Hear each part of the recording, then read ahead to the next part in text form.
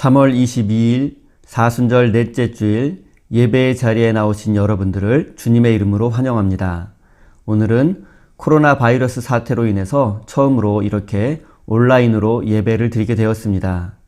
하나님께서 이 온라인 예배에 더욱 풍성한 은혜 주시기를 원합니다. 다 함께 한 마음으로 찬송가 325장 예수가 함께 계시니 찬송하겠습니다.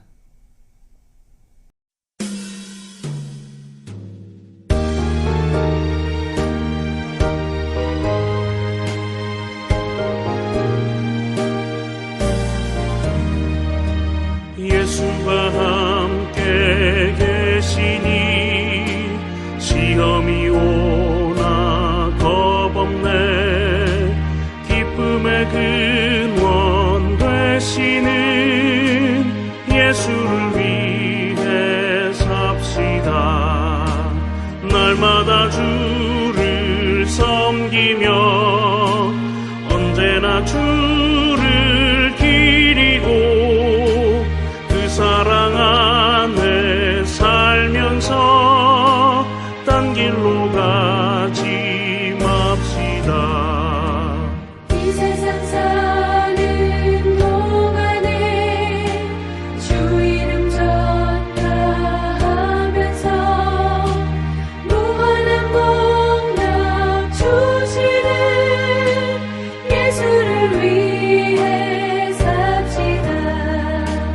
날마다 주를 섬기며 언제나 주를 기리고 그 사랑 안에 살면서 딴 길로 가지 맙시다. 이 세상 친구 없어도 예수는 나의 친구니 무례한 일을 버리고 예수를 위해 삽시다. 날마다 주를 섬기며 언제나 주를 기리고 그 사랑 안에 살면서 딴 길로 가지 맙시다.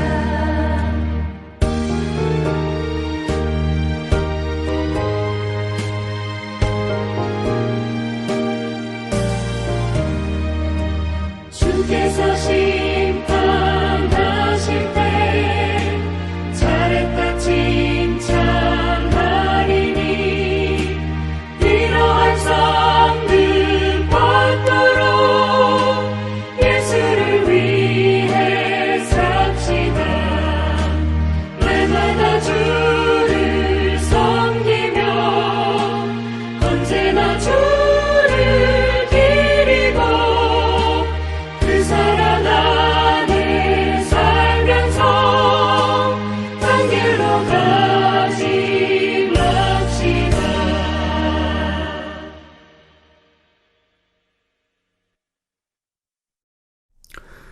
주의 빛과 주의 진리를 보내시어 나를 인도하시고 주의 거룩한 산과 주께서 계시는 곳에 이르게 하소서.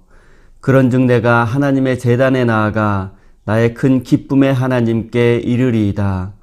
하나님이여 나의 하나님이여 내가 수금으로 주를 찬양하리이다. 하나님은 영이시니 예배하는 자가 영과 진리로 예배할지니라. 아멘.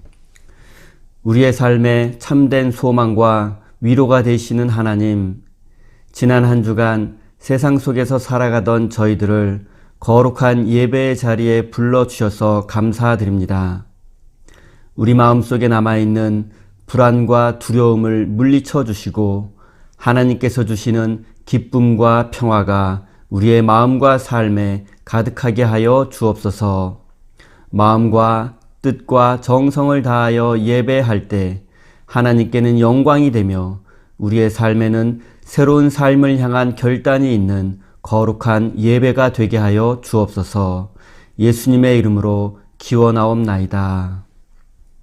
아멘. 이제 사도신경으로 우리의 신앙을 하나님 앞에 고백하겠습니다. 전능하사 천지를 만드신 하나님 아버지를 내가 믿사오며 그 외아들 우리 주 예수 그리스도를 믿사오니 이는 성령으로 잉태하사 동정녀 마리아에게 나시고 본디오 빌라도에게 고난을 받으사 십자가에 못 박혀 죽으시고 장사한 지 사흘 만에 죽은 자 가운데서 다시 살아나시며 하늘에 오르사 전능하신 하나님 우편에 앉아 계시다가 저리로서 산 자와 죽은 자를 심판하러 오시리라. 성령을 믿사오며 거룩한 공예와 성도가 서로 교통하는 것과 죄를 사하여 주시는 것과 몸이 다시 사는 것과 영원히 사는 것을 믿사옵나이다. 아멘.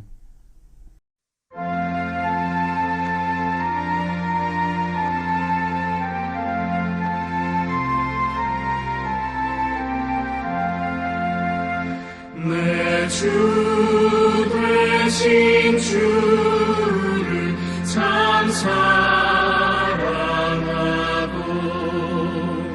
곧 그에게 죄를 다구합니다. 그 은혜를 주신 내 예수시니 이전보다 더욱 사랑합니다. 주 날 사랑하사 구하시려고 저 십자가 고난 당하셨도다. 그가 지관 쓰신 내 주 배우니 이전보다 더욱 사랑합니다.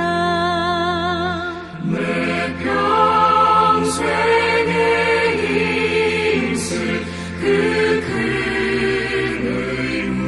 의무는 주 예수의 덕을 늘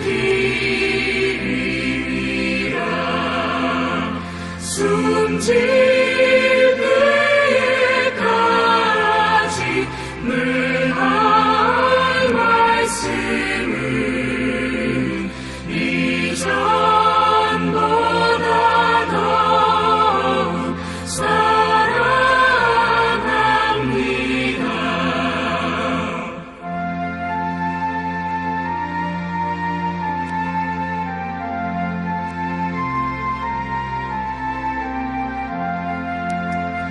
그 영광의 나라 나 들어가서 그 풍성한 은혜 늘 감사하리.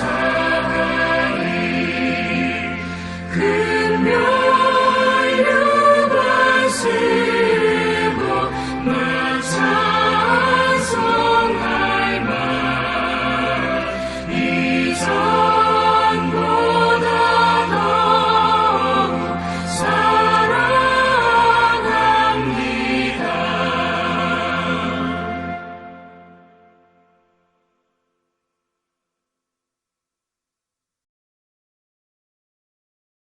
이 시간에는 우리의 마음을 다하여 하나님 앞에 공동 기도를 올려드리겠습니다. 여러분들도 화면을 보시고 공동 기도문을 함께 따라 하시기 바랍니다. 하나님 앞에 공동 기도를 올려드리겠습니다. 사랑의 하나님, 지금 온 세계 모든 사람들이 큰 두려움과 고통 속에 신음하고 있습니다. 하나님, 우리와 함께 하셔서 우리를 지켜주시고 보호하여 주옵소서. 여호와께서 집을 세우지 아니하시면 세우는 자의 수고가 헛되고 여호와께서 성을 지키지 아니하시면 파수꾼의 경성함이 허사임을 믿습니다. 하나님, 지금 전 세계 모든 의료인들과 수많은 사람들이 최선을 다하여 코로나 바이러스의 확산 방지를 위해서 노력하고 있으며 확진자들을 치료하고 있습니다. 저들의 수고와 헌신이 헛되지 않도록 도와주시옵소서. 우리를 불쌍히 여겨 주시옵소서. 확진 판정을 받고 격리 중에 있는 수많은 사람들이 있습니다. 저들의 생명과 건강을 지켜 주시옵소서. 두려움과 고통 속에 있는 모든 이들이 속히 회복되어 다시 일상으로 돌아갈 수 있도록 은혜 내려 주옵소서. 하나님, 코로나 바이러스 사태로 인하여 경제가 급속히 무너지고 있으며 우리의 선한 이웃들이 경제적인 어려움을 겪고 있습니다. 가난한 이웃들이 속수무책으로 무너져 가고 있습니다. 하나님, 저들이 무너지지 않도록 지켜 주십시오. 하나님, 지금 우리가 겪고 있는 이 위기를 하나님께서 주시는 지혜와 용기로 이겨내게 하여 주옵소서. 이 위기가 오히려 전화위복의 계기가 될 수 있도록 도와주십시오. 하나님, 우리 그리스도인들이 먼저 나누고 베풀고 섬기며 헌신하며 사랑을 실천함으로써 하나님의 평화가 넘치는 복된 세상으로 변화될 수 있도록 은혜 내려 주옵소서. 하나님, 이 모든 일들이 속히 수습되어지게 하시고 다시 평범한 일상의 행복을 누리게 하여 주옵소서. 함께 모여 얼굴을 맞대고 일상을 나누며 함께 모여 예배당에서 예배드리는 것이 얼마나 감사한 것인지를 깨닫게 하여 주옵소서. 작은 일상에도 감사하며 기뻐할 줄 아는 사람이 되게 하여 주옵소서. 예수님의 이름으로 기도드립니다. 아멘. 이제는 성경 봉독을 하겠습니다. 오늘 우리에게 주신 하나님의 말씀은 마태복음 24장 1절에서 14절까지의 말씀입니다. 제가 봉독하겠습니다. 여러분도 함께 따라 읽으시기를 바랍니다. 봉독합니다. 예수께서 성전에서 나와서 가실 때에 제자들이 성전 건물들을 가리켜 보이려고 나아오니 대답하여 이르시되 너희가 이 모든 것을 보지 못하느냐? 내가 진실로 너희에게 이르노니 돌 하나도 돌 위에 남지 않고 다 무너뜨려지리라. 예수께서 감람산 위에 앉으셨을 때 제자들이 조용히 와서 이르되 우리에게 이르소서 어느 때에 이런 일이 있겠사오며 또 주의 임하심과 세상 끝에는 무슨 징조가 있사오리이까. 예수께서 대답하여 이르시되 너희가 사람의 미혹을 받지 않도록 주의하라. 많은 사람이 내 이름으로 와서 이르되 나는 그리스도라 하여 많은 사람을 미혹하리라. 난리와 난리 소문을 듣겠으나 너희는 삼가 두려워하지 말라. 이런 일이 있어야 하되 아직 끝은 아니니라. 민족이 민족을, 나라가 나라를 대적하여 일어나겠고 곳곳에 기근과 지진이 있으리니 이 모든 것은 재난의 시작이니라.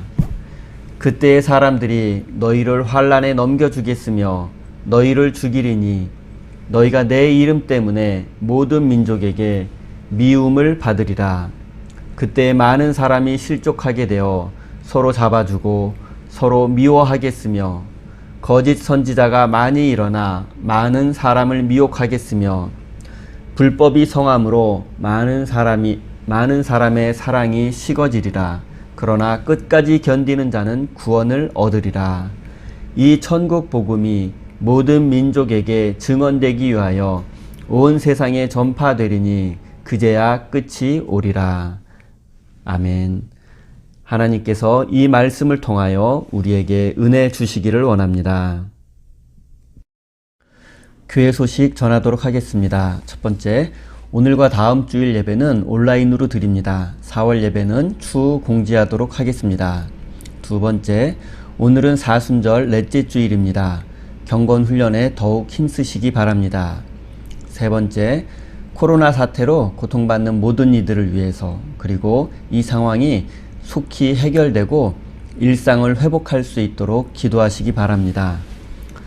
그리고 제가 여러분들 너무 보고 싶다는 말씀을 드립니다. 여러분, 이 사태 때문에 여러분들을 직접 만날 수 없고 만나기가 어렵고 그래서 제가 너무 마음이 안타깝고 답답합니다. 그래도 여러분들 한 사람 한 사람 위해서 제가 매일 기도하고 있으니까 여러분 더욱더 힘내시기 바랍니다.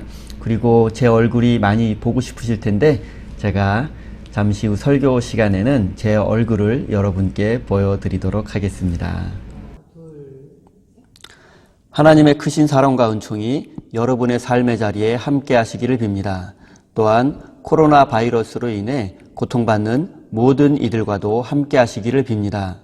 오늘은 끝까지 견디는 사람은 이라는 제목으로 함께 하나님의 말씀을 나누도록 하겠습니다. 인생을 살아가다 보면 누구나 크고 작은 고난과 고통을 겪게 됩니다. 고난과 고통이 없는 인생은 없습니다. 모든 사람의 부러움의 대상인 사람도, 행복해 보이는 사람도, 건강한 사람도, 일이 잘 풀리고 있는 사람도 알고 보면 나름대로의 크고 작은 문제점을 갖고 있으며 아픔과 상처를 간직하고 있습니다. 그리고 사람들은 자기 인생의 문제를 해결하기 위해서 노력하고 때를 기다리고 있습니다. 그런데 사람들이 더 이상 기다리지 못하고 견디지 못하는 경우는 소망이 없을 때입니다. 최선을 다해 노력해봤자, 아무리 기다려봤자 아무 소용이 없을 것 같은 경우 사람들은 소망을 잃어버리게 되고 절망에 빠져들게 됩니다. 하지만 소망이 있는 사람, 희망을 가진 사람은 포기하지 않고 끝까지 견딜 수 있습니다. 오늘 본문 말씀에는 절망스러운 사건을 경험한 유대인들의 이야기가 기록되어 있습니다. 유대인들은 로마의 압제로부터 독립하기 위해 유대 독립 전쟁을 일으켰고 이스라엘은 이 전쟁에서 패배했고 예루살렘 성전은 무너지고 말았습니다. 그리고 수많은 백성들이 굶주려 죽고 로마 군대의 칼에 쓰러지고 포로가 되고 노예가 되었습니다. 유대인들은 모든 소망과 희망을 잃어버리게 되었고 마태복음 기자는 이런 유대인들을 향해서 끝까지 견뎌야 할 이유에 대해서 설명하고 있습니다. 먼저 오늘 본문 말씀의 배경에 대해서 간단히 설명해 드리도록 하겠습니다. 마태복음 24장은 로마와의 전쟁에서 패배하고 예루살렘의 멸망을 경험한 유대인들의 상황을 배경으로 하고 있습니다. 예루살렘의 멸망을 경험한 유대인들은 메시아가 와서 자신들을 구원해주고 로마 제국을 무너뜨리고 새로운 유대인의 왕국을 건설해 주기를 간절히 기다리고 있었습니다. 그리고 오늘 본문 말씀에서 마태복음 기자는 끝까지 견디는 사람은 구원을 받게 될 것이다 라고 말하고 있습니다. 이스라엘은 지정학적으로 매우 중요한 위치에 있습니다. 만약 지정학적으로 중요한 위치에 있는 나라가 넓은 영토와 많은 인구를 보유하고 있다면 강대한 제국으로 발돋움할 수 있습니다. 하지만 반대로 좁은 영토와 적은 인구를 가지고 있다면 주변 국가들의 침략을 받을 수밖에 없습니다. 좁은 영토에 적은 인구를 가지고 있었던 이스라엘은 주변 강대국들의 끊임없는 침략을 받을 수밖에 없었습니다. 역사에서 이스라엘이 위치한 지역을 팔레스타인 또는 레반트 지역이라고 부릅니다. 그리고 이 팔레스타인 지역에는 고대 사회에서 라이벌 문명인 메소포타미아 문명과 이집트 문명 사이에 위치하고 있었습니다. 그렇기 때문에 이스라엘은 메소포타미아를 대표하는 아시리아, 바벨론, 페르시아 제국의 침략을 받았고 이집트의 침략도 받았습니다. 그리고 알렉산더 대왕의 침략도 받았고 예수님 당시에는 로마 제국의 침략을 받고 로마 제국의 속국이 되어 있는 상황이었습니다. 역사 속에서 이스라엘은 언제나 침략을 받았고 강대국들에게 전장터를 제공할 수밖에 없는 작고 힘이 없는 나라였습니다. 이 비참한 역사의 악순환을 끊고 로마로부터 독립하기 위하여 유대인들은 독립전쟁을 일으켰고 이것을 제1차 유대전쟁이라고 부르고 있습니다. 로마의 입장에서 보면 유일신을 섬기며 자존심이 강한 이스라엘은 다른 나라들보다 다스리기가 어려운 나라였고 반대로 이스라엘의 입장에서는 유대교를 존중하지 않고 성전을 모독하고 유대인의 자존심을 상하게 하는 로마의 지배를 견디기가 어려웠습니다. 그리고 로마 제국은 이스라엘에 많은 세금을 부과했습니다. 그리고 세금을 징수하는 세리들은 정해진 금액보다 더 많은 세금을 걷어 착복하는 일이 빈번했고 대제사장은 로마 황제가 임명한 로마 제국의 앞잡이였습니다. 그리고 칼리큘라 황제는 자신의 흉상을 예루살렘 성전 안에 두려고 했습니다. 하지만 그가 암살되어서 실현되지는 못했습니다. 그리고 네로 황제는 기독교인들이 로마 시내에 불을 질렀다라는 죄를 뒤집어 씌워서 기독교인들을 박해했습니다. 살아있는 기독교인들을 나무 기둥에 매달아 거리에 세워두고 기름을 부어 불을 붙여 살아있는 기독교인들을 밤에 횃불로 사용하기도 했습니다. 이 기독교인들 역시 모두가 유대인들이었습니다.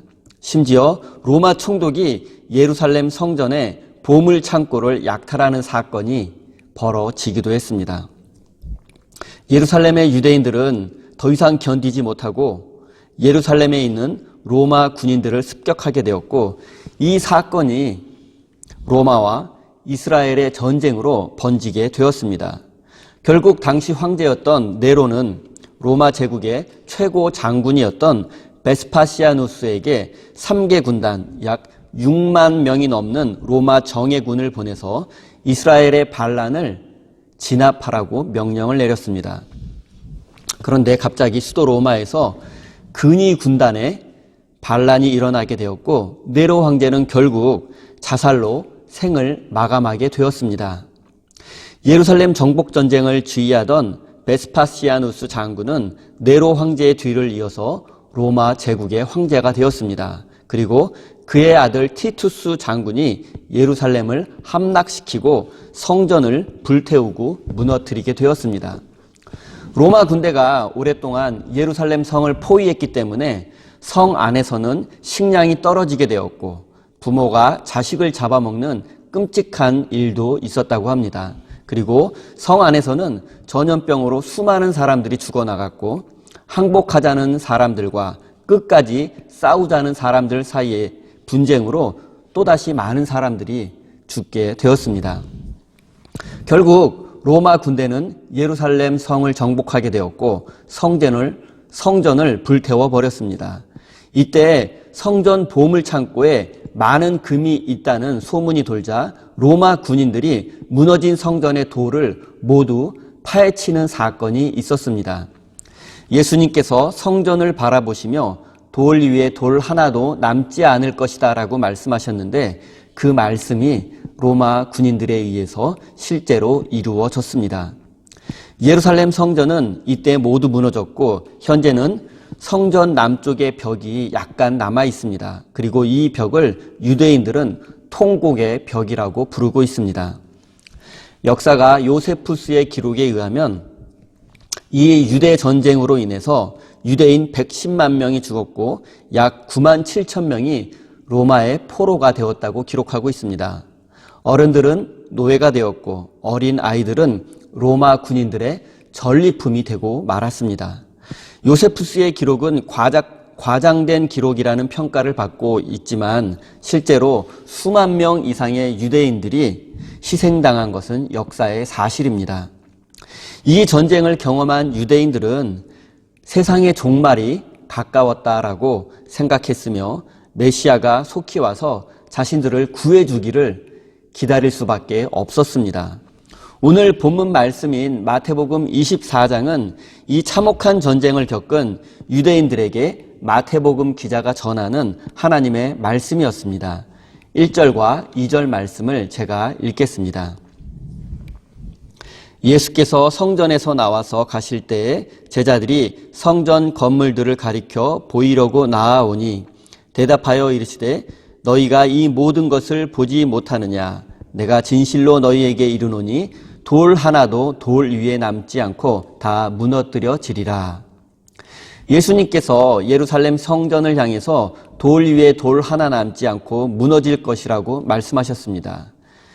예수님께서 이 말씀을 하신 때는 시기적으로 AD 30년 경입니다. 그리고 마태복음이 글로 쓰여진 것은 그로부터 약 50년 후인 AD 80년 경입니다.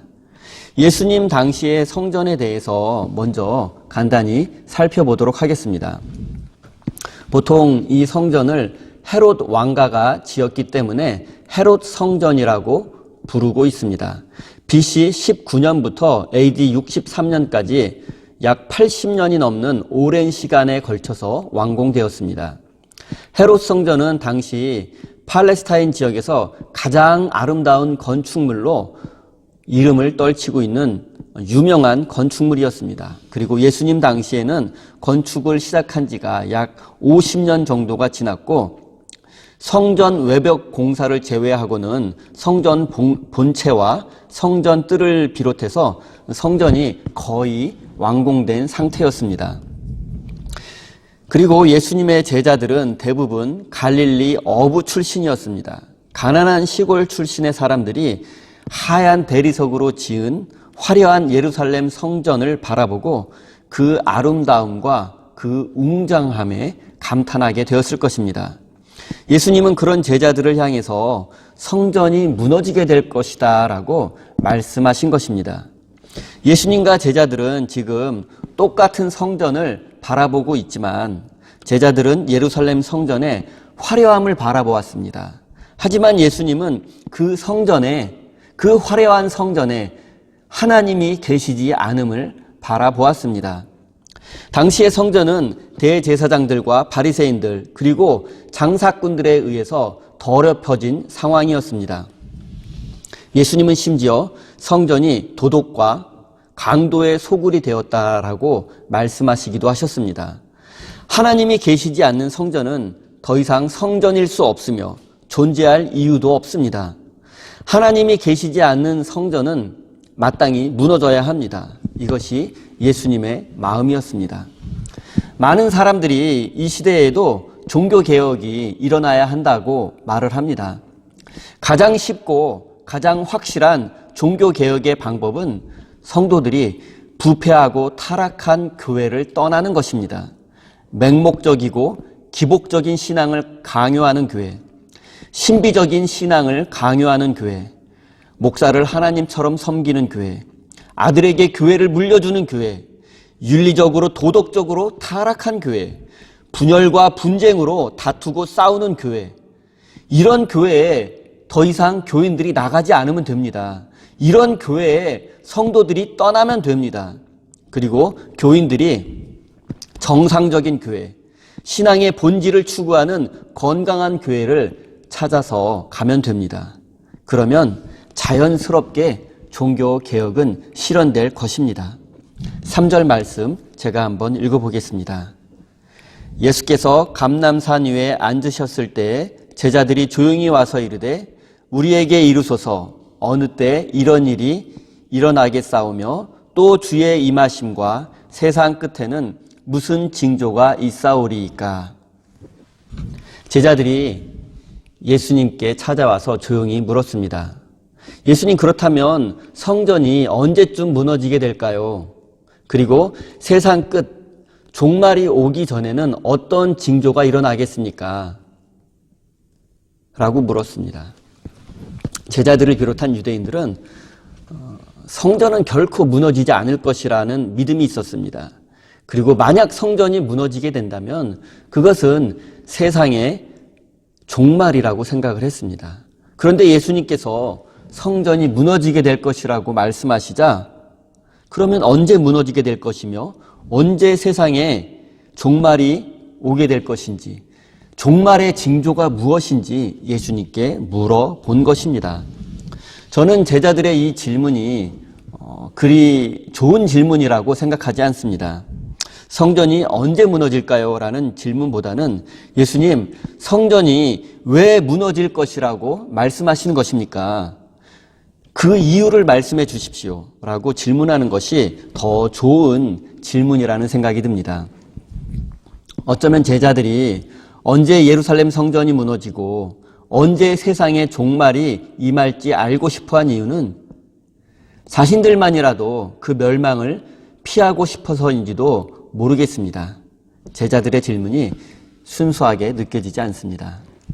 올바른 질문은 언제가 아니라 왜입니다. 왜 예루살렘 성전이 무너져야 하는지 그 이유를 알아야 합니다. 그래야 멸망을 대비하고 막을 수 있기 때문입니다. 예루살렘 성전을 관리 감독하는 대제사장은 로마 황제가 임명했습니다. 그렇기 때문에 로마 황제의 앞잡이 노릇을 하게 되었습니다. 그리고 성전 뜰에서는 장사꾼들이 폭리를 취하고 대제사장에게 그 대가로 뇌물을 바치고 있습니다. 하나님은 더 이상 이런 성전에 계시지 않습니다. 하나님이 계시지 않는 성전은 존재할 이유도 없고 무너져야 마땅합니다. 그렇기 때문에 예수님은 하나님이 계시지 않는 지금 이 예루살렘 성전은 무너지게 될 것이라고, 돌 위에 돌 하나도 남지 않을 정도로 완전히 무너지고 파괴될 것이라고 말씀하신 것입니다. 그렇다면 성전이 무너지는 것을 막는 방법은 무엇입니까? 성전에 하나님이 계시면 됩니다. 성전이 성전다워지면 되는 것입니다. 성전의 본질을 회복하면 됩니다. 사랑하는 성도 여러분, 우리 인생도 마찬가지입니다. 우리 인생에 위기가 언제 닥칠지, 위기가 오기 전에 어떤 징조가 있을지 아는 것보다 더 중요한 것이 있습니다. 그것은 바로 왜 내가 지금 불안과 두려움 속에 있는가 하는 것을 깨닫는 것입니다. 그 이유를 아는 것입니다. 우리가 불안해하고 두려워하는 이유는 하나님을 신뢰하지 못하기 때문입니다. 하나님께서 내 인생을 지켜주시고 보호해 주실 것을 믿지 못하기 때문입니다. 그렇기 때문에 우리 인생이 불안과 두려움 가운데 빠져들게 되는 것입니다. 우리 인생에 위기가 언제 닥칠지 안다고 해도 한두 번 그 위기를 피할 수 있을지는 모르지만 근본적으로 인생의 위기를 해결하는 길은 위기가 닥쳐오는 근본적인 이유를 깨닫는 것입니다. 그 이유를 알아야만 내가 변화될 수 있고 위기를 대비할 수 있기 때문입니다. 사랑하는 성도 여러분, 우리 인생에 불안과 두려움이 존재하는 이유는 우리의 믿음과 신앙이 아직 온전하지 않기 때문입니다. 그렇기에 더욱 경건의 훈련을 통하여 온전한 신앙을 추구하시기를 부탁드립니다. 7절부터 9절 말씀을 제가 읽겠습니다. 민족이 민족을, 나라가 나라를 대적하여 일어나겠고 곳곳에 기근과 지진이 있으리니 이 모든 것은 재난의 시작이니라. 그때의 사람들이 너희를 환난에 넘겨주겠으며 너희를 죽이리니 너희가 내 이름 때문에 모든 민족에게 미움을 받으리라. 로마와의 전쟁에서 패배하고 예루살렘의 멸망을 경험한 마태 공동체 사람들, 앞으로는 편의상 마태교회 성도들이라고 부르겠습니다. 마태교회 성도들은 성전이 무너지고 수많은 유대인들이 희생당한 이 사건을 세상의 종말 징조로 받아들였을 것입니다. 그리고 지금도 고난과 고통 속에서 불안해하며 두려움에 떨고 있는 상황입니다. 실제로 유대 전쟁 후에 살아남은 유대인들의 삶은 비참했습니다. 대부분 유대인들은 고향을 떠나서 다른 나라로 흩어져서 살아가게 되었고 디아스포라가 될 수밖에 없었습니다.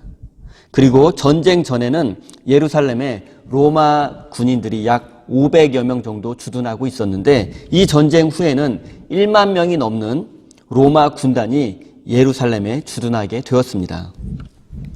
그리고 유대 전쟁 예루살렘의 멸망을 경험한 후에 마태교회 안에서는 많은 어려움과 문제점들이 생겨나게 되었습니다.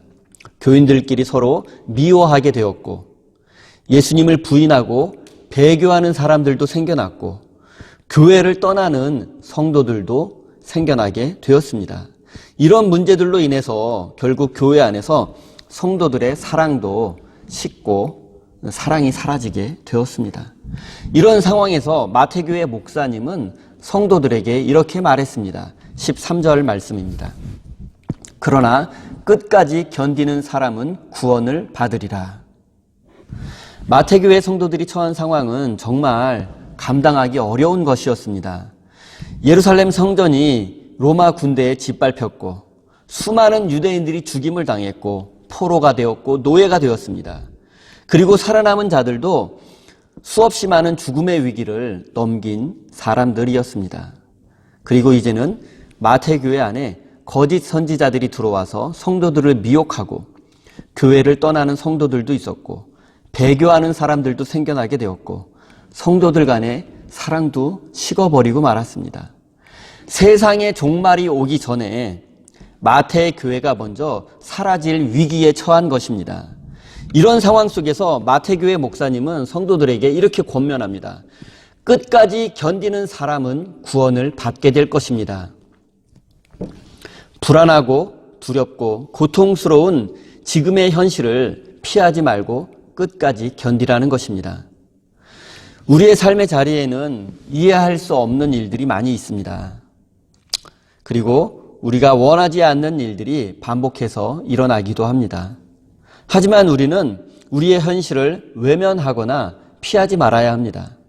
현실을 바로 보고 최선을 다한 후에 끝까지 견뎌내야 합니다. 지금 우리는 사상 초유의 사태를 경험하고 있습니다. 코로나 바이러스로 인해서 전 세계에서 수많은 사람들이 고통을 당하고 두려움 속에 있습니다. 그리고 이 사태는 우리의 일상을 마비시켰습니다.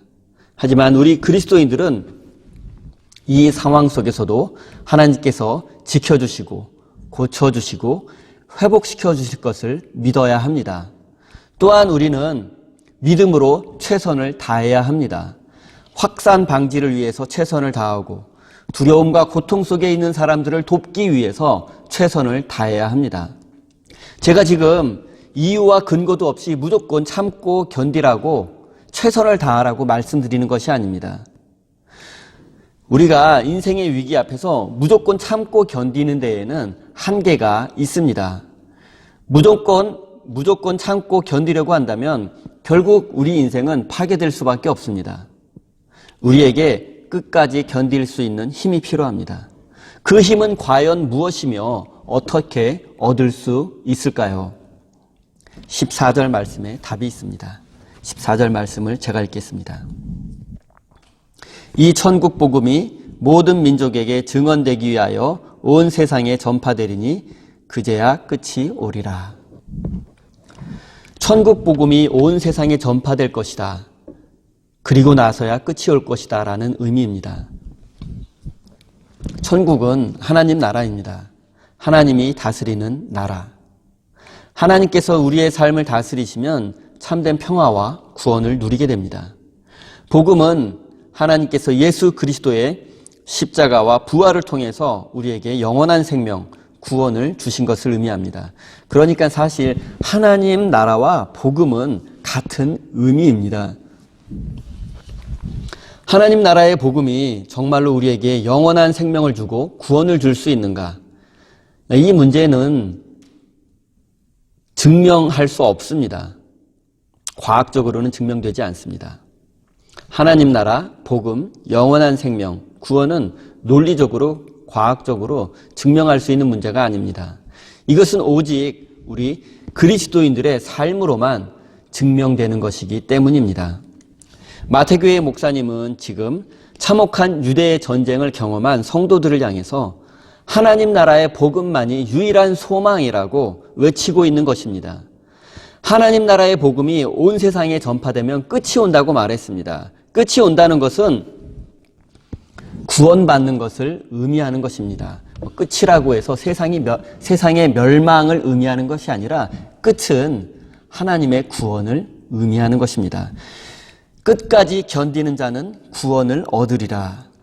복음을 믿기에 끝까지 견딜 수 있는 것입니다. 지금 현실은 전쟁 후에 비참한 현실이지만 하나님께서 구원해 주실 것을 믿기에 끝까지 견딜 수 있는 것입니다. 그리고 하나님께서 구원해 주실 것을 믿는 사람은 온 세상에 복음을 전하는 삶을 살 수밖에 없습니다. 교회는 온 세상에 복음을 전파하기 위해 존재합니다. 유대 전쟁과 참혹한 현실을 경험한 대다수의 사람들은 세상 말세라고 느꼈지만 참된 그리스도인들은 하나님 나라의 복음을 온 세상에 전해야겠다라고 결단했습니다. 복음을 전한다는 것은 사람들을 무조건 교회에 데려오는 것을 의미하지 않습니다. 많은 사람을 교회에 데려와서 큰 교회를 만들고 부흥하는 교회를 만들라는 것이 아닙니다. 마태교회 목사님이 성도들에게 많은 사람들을 전도해서 우리도 큰 교회를 만듭시다. 우리 교회도 부흥하는 교회가 됩시다라고 말하는 것이 아닙니다. 복음을 전한다라는 것은 복음을 나의 삶으로 살아내는 것을 의미합니다. 하나님 나라의 복음, 즉 예수 그리스도의 십자가와 부활을 통해서 구원받은 사람답게 복음에 합당한 삶을 살아내라는 것입니다. 지금 현실은 성전이 무너지고 전쟁에서 패배한 것과 같은 비참한 상황일지라도 끝까지 견뎌내야 한다는 것입니다. 우리가 이렇게 복음을 살아낸다면 온 세상에 복음이 전파될 것입니다. 하지만 우리가 복음을 살아내지 못한다면 우리가 아무리 교회 나오세요, 예수 믿으세요라고 외쳐도 사람들은 우리가 전하는 말뿐인 복음을 외면하게 될 것입니다. 말뿐인 복음에는 능력이 없습니다. 오직 삶으로 실천하는 복음만이 온 세상에 전파될 것입니다. 사랑하는 성도 여러분, 코로나 사태는 분명 온 인류에게 큰 위기입니다. 하지만 우리 그리스도인들은 이 위기를 하나님을 신뢰함으로 이겨내고 극복할 수 있습니다. 그리고 이 위기를 기회로 바꾸어야 합니다. 세상에 소망을 전해주고 사랑을 나누어 줌으로써 하나님의 이름을 높일 수 있는 기회로 삼아야 합니다. 사랑하는 성도 여러분, 비록 우리가 지금 고난과 고통의 현실에 처해 있지만 우리는 하나님 나라의 복음을 삶으로 실천하여 온 세상에 소망과 사랑을 전해주는 믿음의 삶을 살아내야만 합니다.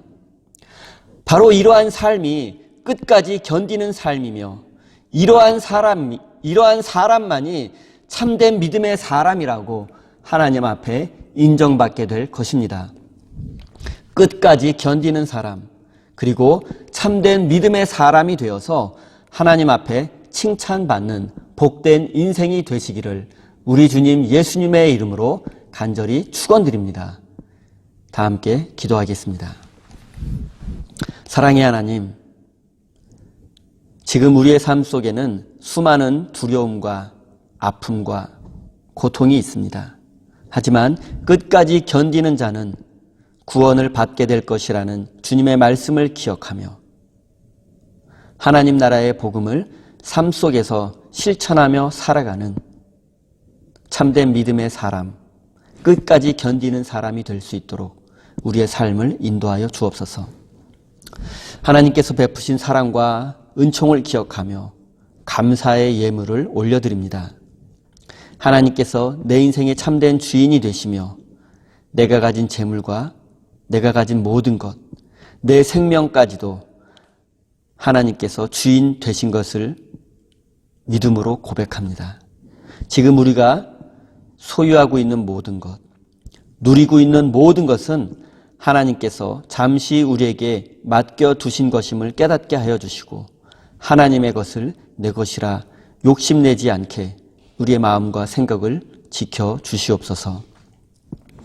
우리에게 맡겨두신 하나님의 것을 마땅히 하나님의 나라와 하나님의 영광을 위해서 사용할 수 있도록 우리의 삶을 인도하여 주옵소서.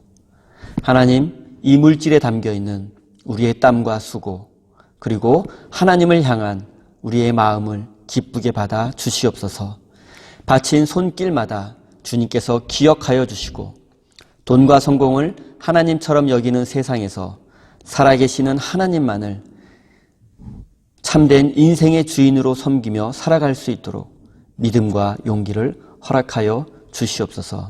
또한 코로나 바이러스 사태로 인하여 직장을 잃고 경제적인 어려움을 겪고 있는 모든 이들에게 용기와 소망을 허락하여 주시고 그들의 삶 가운데 하나님께 동행하여 주셔서 그들의 삶을 회복시켜 주시옵소서. 예수님의 이름으로 간절히 기도하옵나이다. 아멘.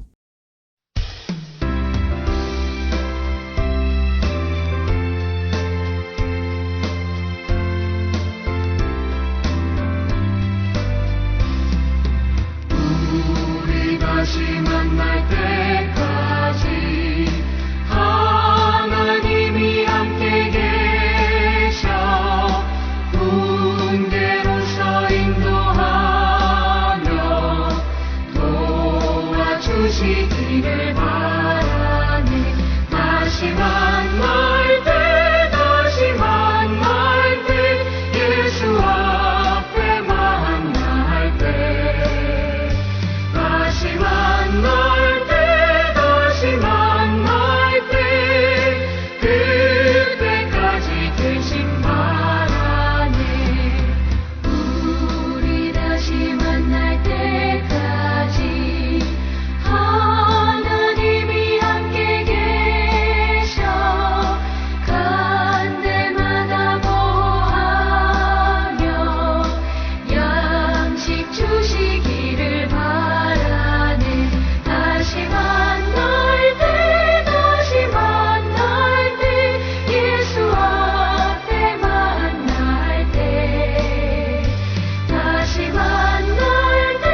다시 만날 때 그때까지 계신 바라네. 우리 다시 만날 때까지 하나님이 함께 계셔 위태한 일 면케하고 품어주시기를 바라네. 다시 만날 때 예수 앞에 만날 때 다시 만날 때 그때까지 계신 바라네.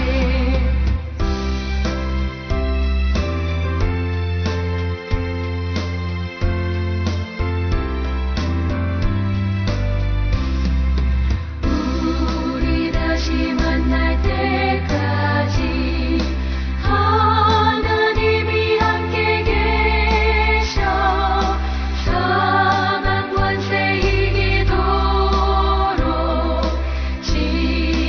지켜주시기를 바라네.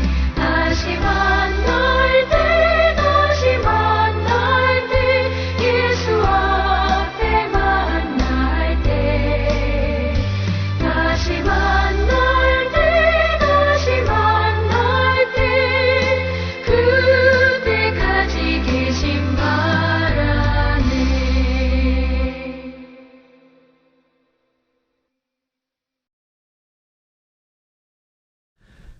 축도로 예배를 마치도록 하겠습니다.